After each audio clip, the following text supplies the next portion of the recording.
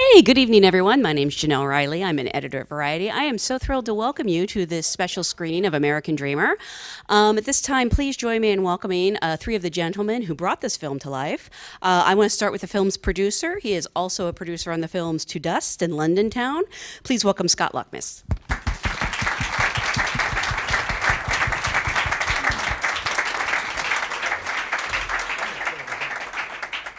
Also joining us is the film's co-writer and director. His previous films include The Joneses and London Town. Please welcome Derrick Borte.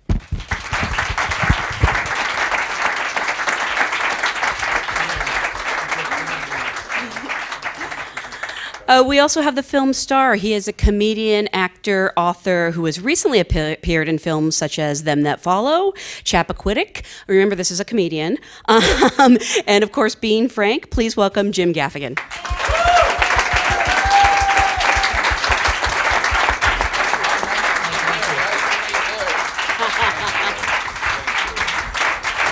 Thank you.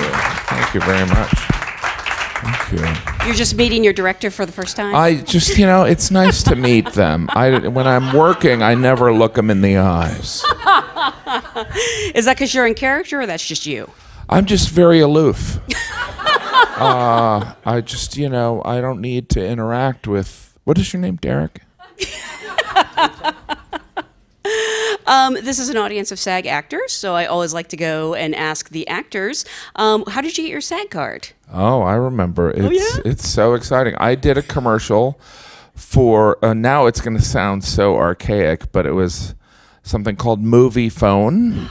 I did a commercial, and I was very lucky because I had auditioned, and the guy who was going to get my role, I think he got sick, so they called me relatively last minute, and so then I got my card. Well, I think you have to do two, right? You get a waiver, but I immediately wanted to join. So you could get those screeners. And it was $1 million at that moment. You know, it was like 1,000. I was like, I don't care. Is Movie Phone still around? I don't know. I don't think so. Yeah, I don't think phones are still around. I mean, right. You know. Yeah. Dial phones. Right. Yeah, that's insane. Yeah, it was very exciting, though. And for you guys, what was your first job in the business? You know, either the first time you got paid for it or felt like you could call yourself a director or a producer? My first job was 1993. A friend of mine was working at Sony Music Studios and called me and said, "Can you get over here? We need somebody to come work on a production. Neil Diamond up on the roof." And it was and Scott ran the studios there at Sony Music Studios and hired me for my very first job in, you know, at this point 27 years ago. Wow. And we're still working together now. That's amazing. Yeah. You just wanted to keep bossing him around all the time. No, you know, we became great friends, you know, through that. And we were both young. I mean, I was way too young to be having that job. I was 13, I think. Yeah, I think I was underage. But I was very young to have that kind of job, but we became great friends, and then he went back to Virginia, started a family, and then he called me about 10 years later and said, "I wrote this script called The Joneses. I want to make it. I'm coming to California to pitch it. Can you produce it for me?" And we just picked it up. Let me stay on your couch at the same time. And then you slept on my couch for 3 or 4 years. Yeah. So, have you worked on all of Derrick's films then? I have. We basically have worked together on everything. He has something coming out that's going to come out with Russell Crowe that we just scheduling wise, it's going to happen next year. He's a new actor? He's a new actor. Yeah. He just got his card. And so we're very excited for that because that, you know, that's a great accomplishment. And it's really on the heels of this film. They saw that and they just wanted him. So it was already in production. It was already a moving boat. They needed a director. So he just went and he just wrapped that recently. That's fantastic. Yeah, great. I do want to start at the beginning with this movie. I'm sort of curious, what was the initial kernel of an idea that prompted this script? Or was it more you had a character in mind? Which came first? You know, so Danny Forte and I, who've been writing together for quite a while, always have lots of things we throw against the wall, and sometimes they sit for years. Sometimes they sort of talk back to us pretty quickly. And, you know, we're both talking about spending a lot of time in Ubers and listening to drivers and kind of this feeling of invisibility that they have, and they sometimes want to tell you about their, you know, what they used to do, and you know, just sort of sparked this conversation about a guy who is doing it, you know, not for additional money, but really because he doesn't have any other choice at this point. He's ended up in this situation from his perspective not his fault whatsoever. It's always someone else's fault. Mm-hmm. And then I read about burner rides, which are a real thing, where a dealer will hire a driver, like a rideshare driver, to drive them around because police can't search a car without probable cause. So they use these Uber drivers, and they're called burner rides. And it just sort of started from there. Everyone in this audience is like, my criminal activity, I now know how to perform. There was like a murmur of, obviously, this movie doesn't work without the perfect cam. Did you have Jim in mind? Did you know him? Or did you know? He's not the first person, I think, because you're so associated with comedy. Well, I mean, I think, you know, we had actually met 20 years ago. I don't think Jim even remembered it, but he came and auditioned for something, and I'm sitting there. I'd seen 50 people that day, and I see this headshot of this 80-year-old woman in front of me, and I just kind of look up, and he totally plays it straight and just goes, "Hey, how you doing?" And it's him, and he goes back and he reads, and it stuck with me, obviously. But did you hire him? His schedule didn't work. He was, you know, we tried to hire him. Really? Actually, yeah. I mean, because a lot of people wouldn't recommend pulling that bit. But did it work for you? He doesn't even remember it, actually. No, I Still don't doesn't remember it. But, you know, there's, you know, as everyone who's an actor in this room knows, the amount of humiliation, you have to mix it up. And I don't know, it sounds like something I would do, but... Well, you said that you had just gotten it off the wall outside in the rehearsal space. Just pulled this... So I mean, obviously he made an impression on me, and when Mary Vernew, casting director and an EP on this film, brought his name up, you know, Scott and I were kind of, Jim Gaffigan, I mean, it was like, take a pause.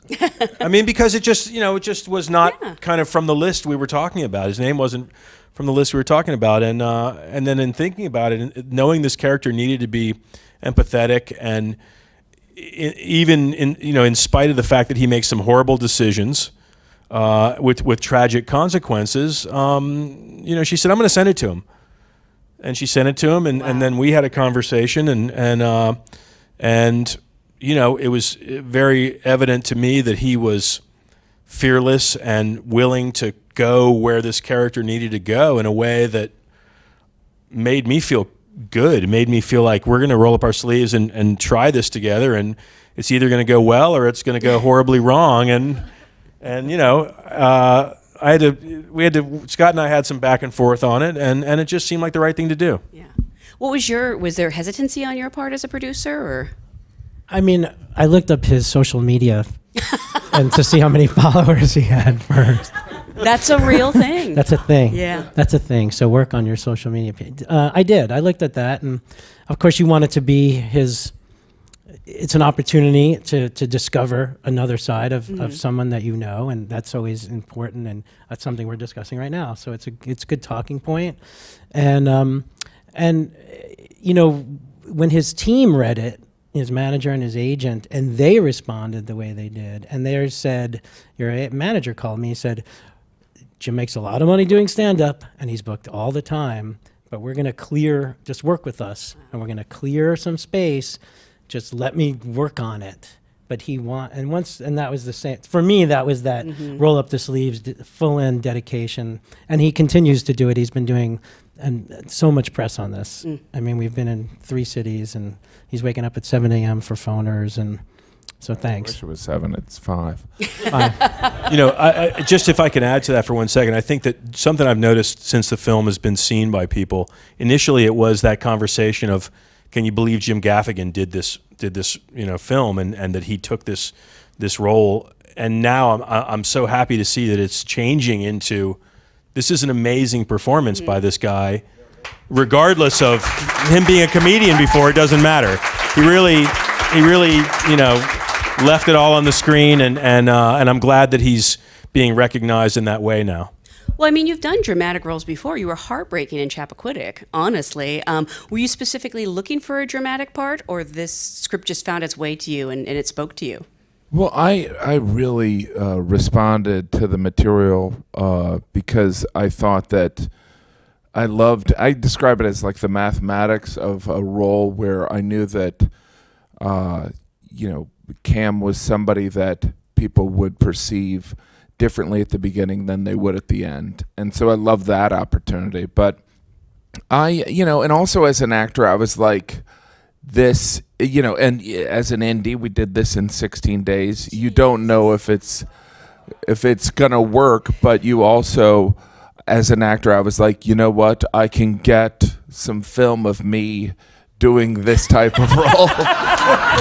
And so, I mean, that's something that could work here. You know, you guys can laugh about it. Everyone else is like, what are you talking about? You're like, and so, but you know, I didn't know going down there that that Robbie and Isabel were going to be so good. I didn't know that that the whole production was, you know, half the crew was Old Dominion University students. I thought it was going to be an indie, and obviously I do love acting and I love the opportunity for the role, but I didn't.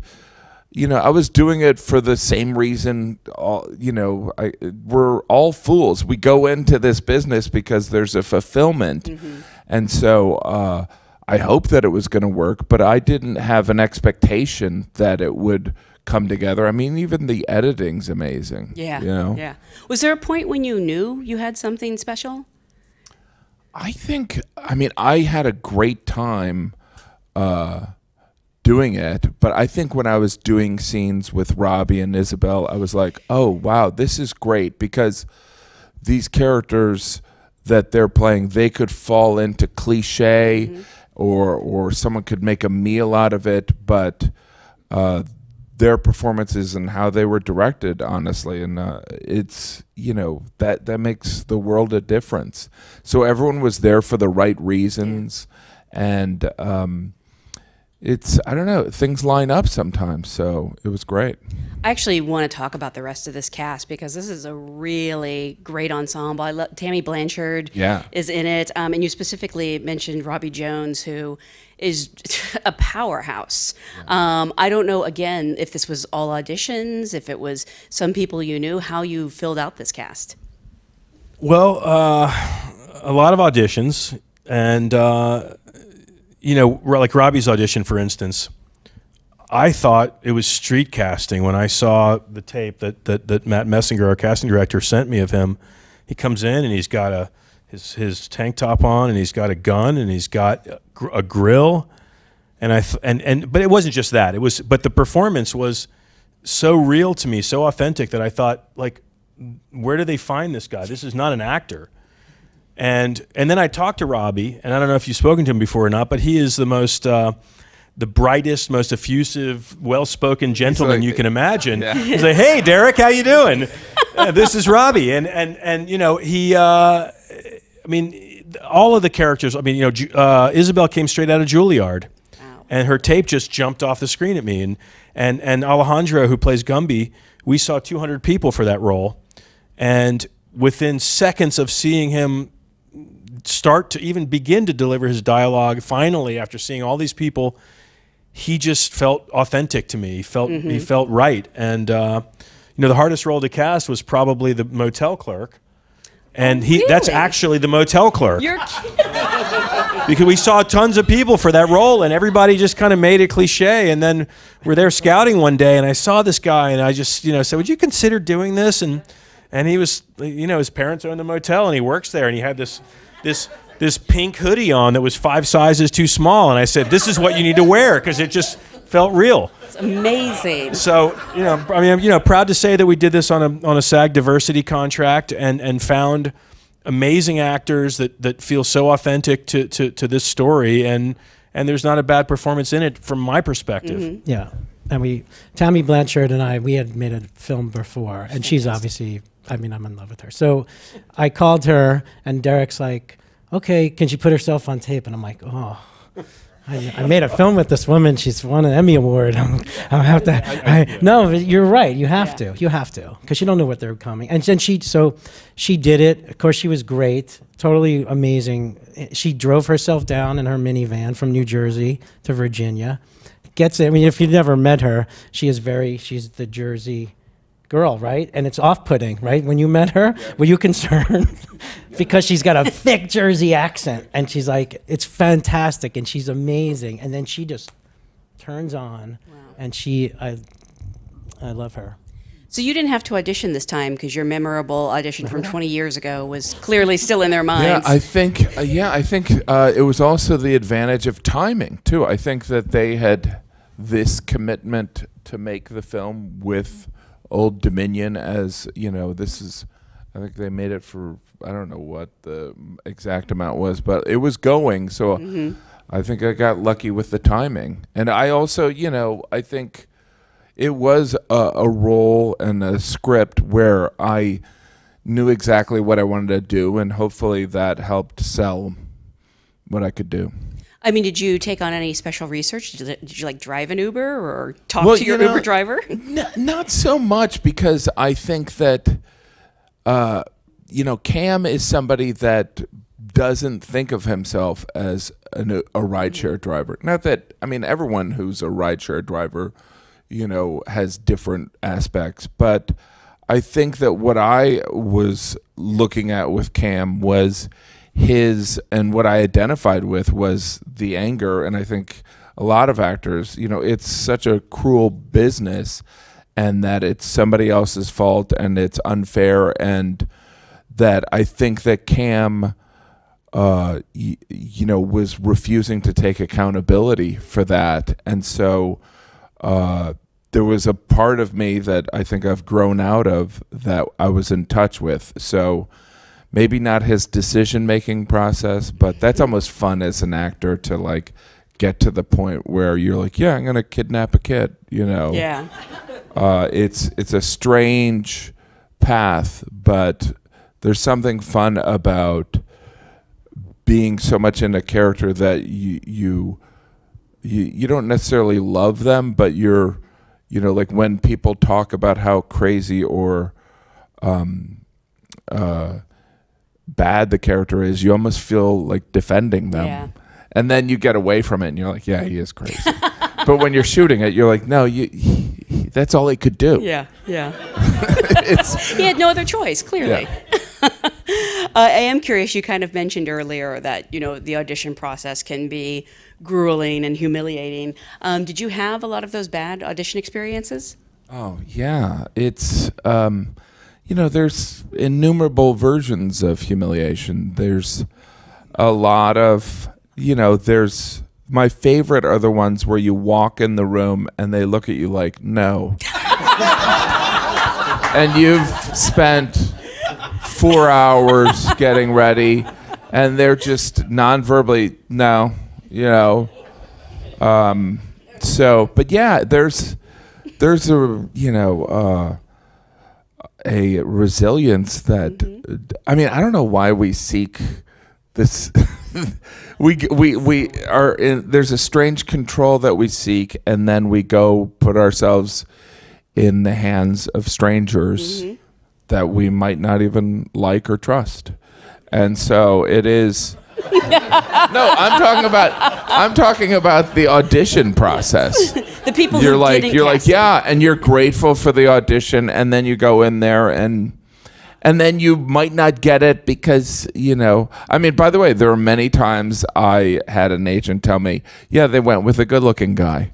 You know what I mean? So like you are thrust into a stark reality of where you stand. But that's how much you enjoy it. I mean, what I'm trying to say is you're all insane.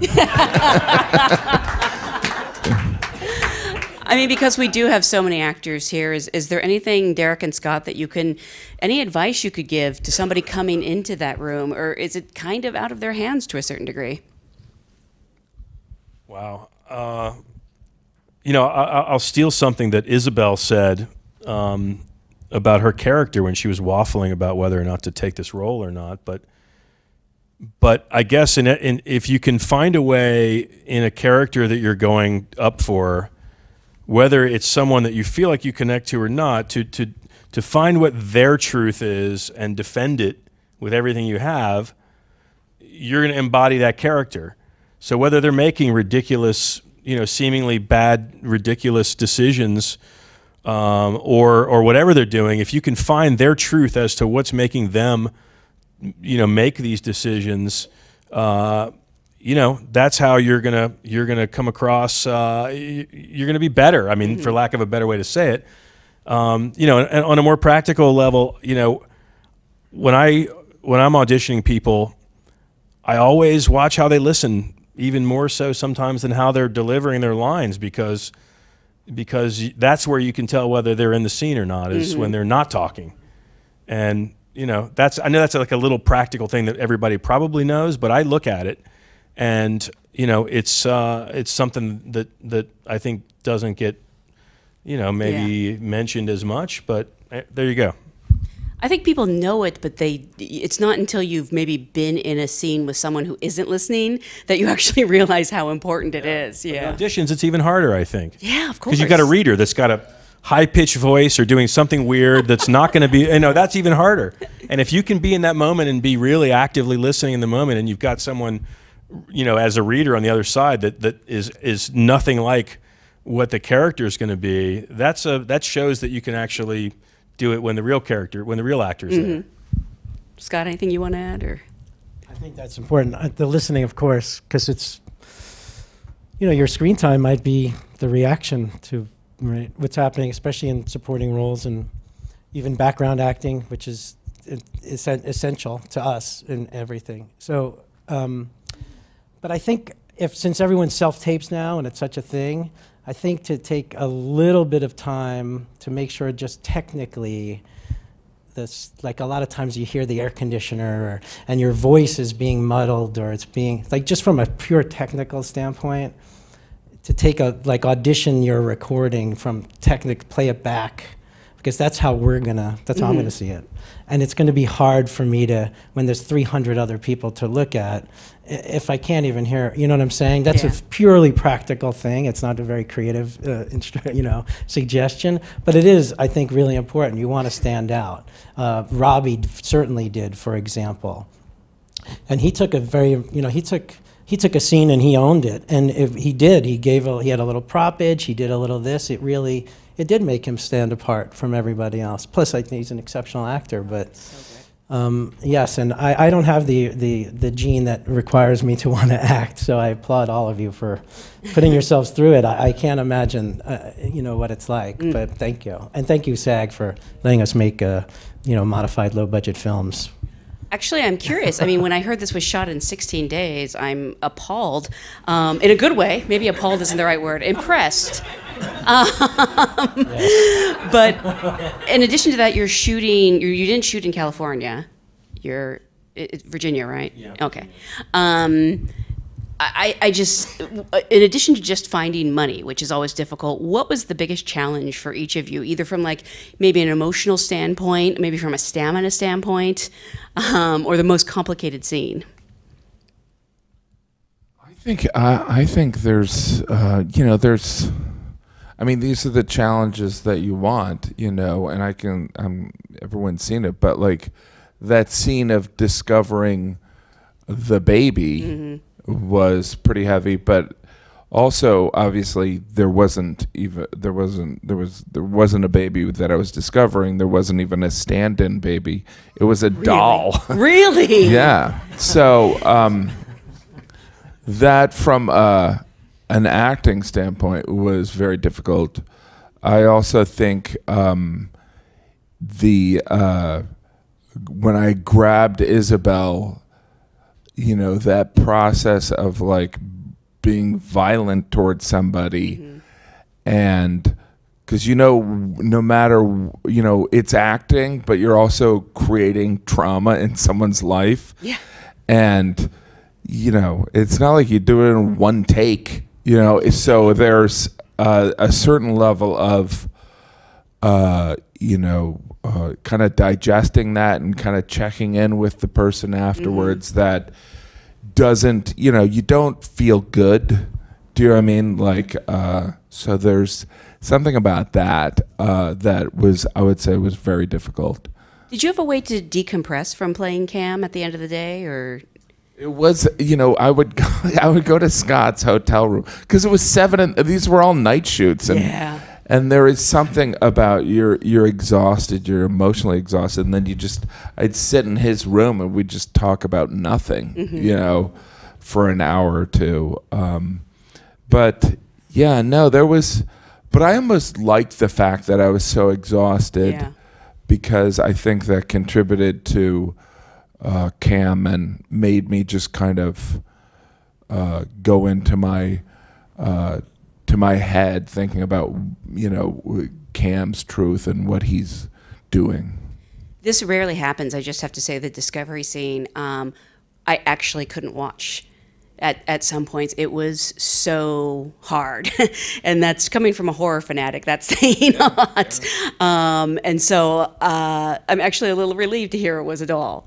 Yeah. Well, by the way, it's also your stick, like when I took him out and I put him in the trunk, everyone should know there was somebody, like the trunk, they had designed it where someone was sitting there with their, like grabbing the baby. Oh, really? What's that? Stunt coordinator, Curtis. Stunt coordinator, Curtis. So the baby was never left kind of like in the trunk. It was one of those, like it was handoff and then the mother sitting in the back. You know, like it was all, it was... I mean, these are the things you assume and hope, but you know, you never know. But when you're, you know, and that's a compliment to these two and to the whole crew. Everything was like, there was obviously a lot of prep that went into all this. Obviously, there were decisions made on the go, but it was very well organized. And for you guys, the biggest challenge? I mean, you know, shooting a film that's primarily in a car in 16 nights on $400 and some $1,000 is a challenge in and of itself. So, but I will say that once we started shooting, it was the best production experience I've ever had because everyone was there, like I said, you know, with the sleeves rolled up, making the same movie, and we were prepped. I think prep was the hardest thing for me because we just knew that if we weren't prepped to the level that we needed to be, that it wasn't going to happen. It wasn't going to work out. And I think that it was a prep period that was unlike anything I've done before, in that although we did get to, you know, try some things on the day, we knew what we were doing on each day in a pretty dialed in way, and we were very fortunate with weather, and you know, it was a amazing experience. Was it difficult? Maybe I have this romantic notion now, being distanced from it, that it wasn't that difficult. But when you have really the level of crew we had there, there's world-class crew there. There's the interns were all really engaged. The cast was amazing. You know, Scott and I have a shorthand that we've had for 20 years. You know, I guess I can say it now. I don't know how realistic it is, but I don't know how difficult it was. Really? Do you agree, Scott? It was cold. It was very cold. It was freezing cold. And it started hot and then it went. Yeah, it got hot. It was only there was 2 days of shooting daytime. You were in one of them, and then you left, and then everything else was at night. And it got really cold, and then there was a snowstorm that came through.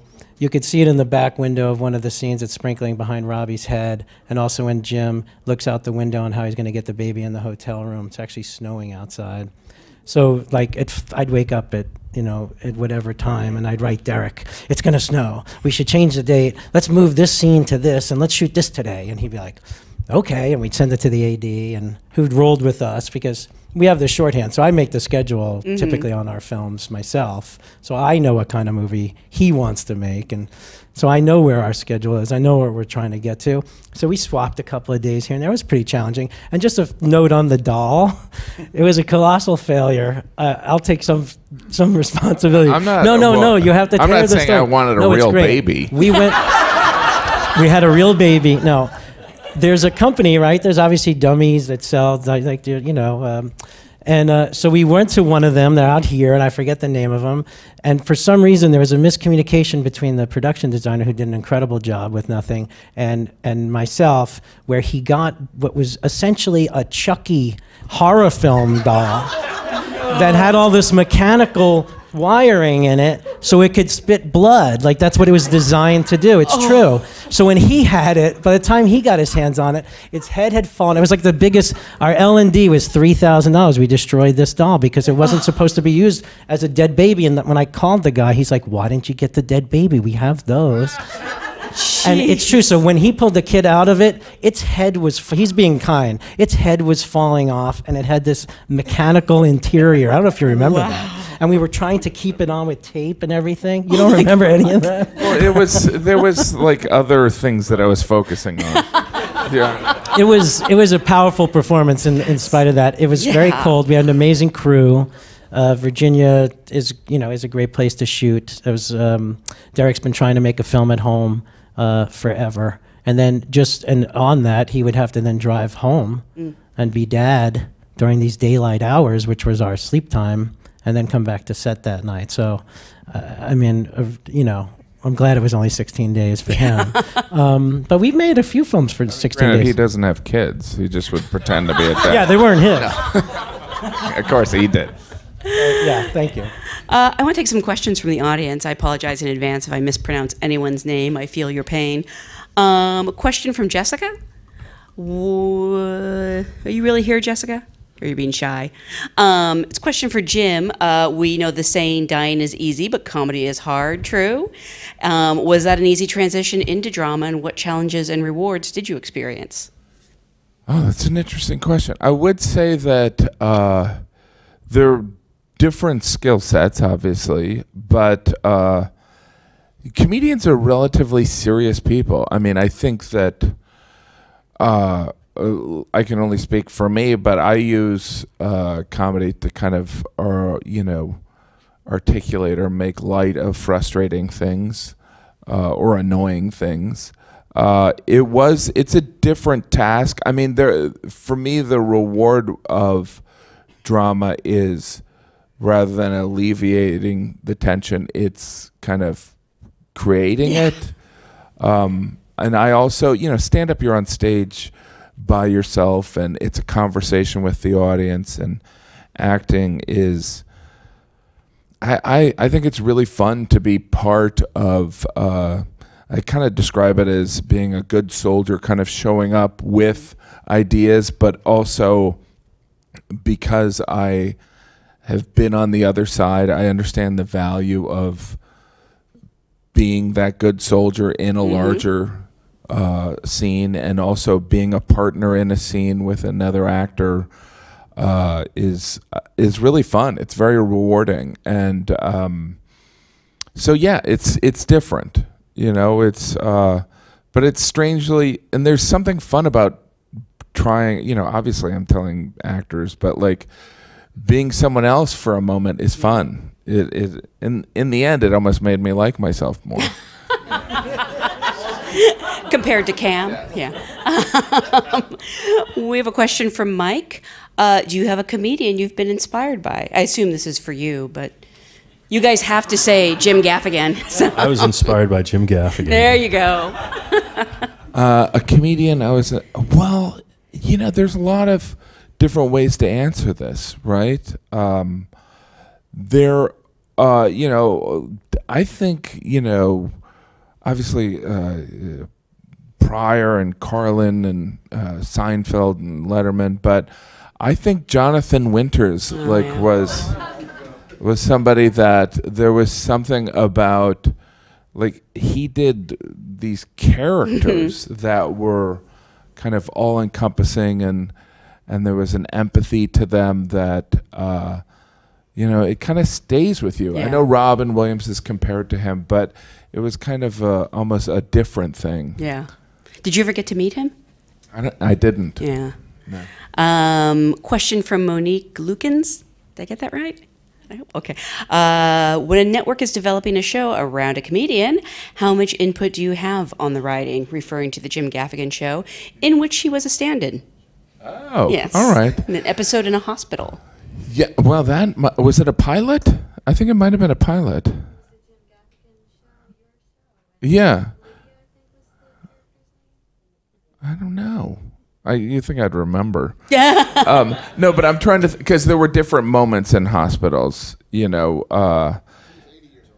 Yeah, no, exactly. In the well, that's a very interesting story. Is I think about generally comedians, as we all know, whether it's Roseanne or Seinfeld, or Tim Allen, they'll create shows, and sometimes the networks and there's this machine that exists. But like there was a show I did a long time ago called Welcome to New York where I played Jim Gaffigan, and they did not allow me in the writer's room at all. And when I would pitch lines, they'd go, I don't know if you'd say that.